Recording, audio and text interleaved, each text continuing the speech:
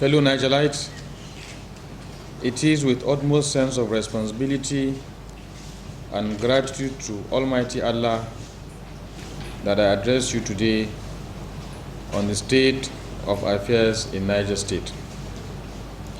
I also take this opportunity to humbly acknowledge the sacrifice and support of all Nigerites for the mandate bestowed on us and assure you of our firm determination to discharge those responsibilities without fear or favor.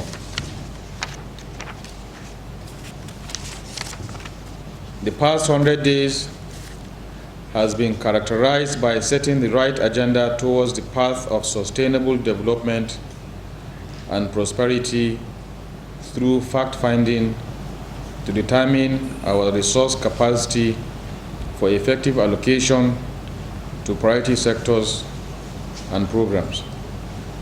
Thank God, we now have a clearer picture of the state of affairs of the state, and I must confess, it is not a pretty depiction. While we are not going to capitalize on the poor condition in which we met most institutions of the state as an excuse, it is our belief that we owe you a duty to be meticulous in reviewing and strategizing our plans and fiscal options. This is with a view to ensuring that whatever we do is within implementable margins based on priorities of the people, our collective aspirations, and available sources. Public service reforms. In my inaugural speech, I promised to ensure that the financial instruction and civil service rules are strictly adhered to. In fulfillment of that pledge, I have embarked on strategic public sector reforms to strengthen the institutions of governance for quality service delivery that will improve the living standard of our people. That's the reason we recently called a stakeholder summit in conjunction with some of our international development partners to broaden the spectrum of consultation and needs assessment towards preparing a blueprint for the state.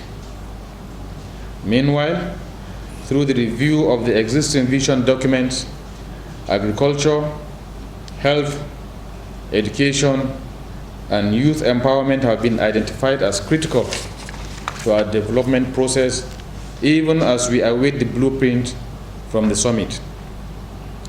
After due consideration of the report on the rationalization of ministries, the number has been reduced from 23 to 14 plus Planning Commission, which has the status of a ministry. Consequently, the number of permanent secretaries has been reduced from 54 to 25. Details of the new civil service reforms will be provided by the head of service. Our position on call to institute a judicial commission of inquiry. Admittedly, every Nigerite has a right to be informed about our activities. The call from certain quarters to institute a judicial commission of inquiry to probe the immediate past administration has not fallen on deaf ears. However, my position, and indeed that of our party, the APC, is to meticulously and professionally review the activities of the past administration. Although this may be devoid of the drama that characterized the past exercise in the state, it is our opinion most effective and cost efficient. Nevertheless, it suffices to state that earlier on we instituted a financial management committee to look into all major financial transactions of the state and local governments from May 2007 to May 2015. Interim findings of the Financial Management Committee. The Financial Management Committee has made substantial progress and the findings are quite revealing.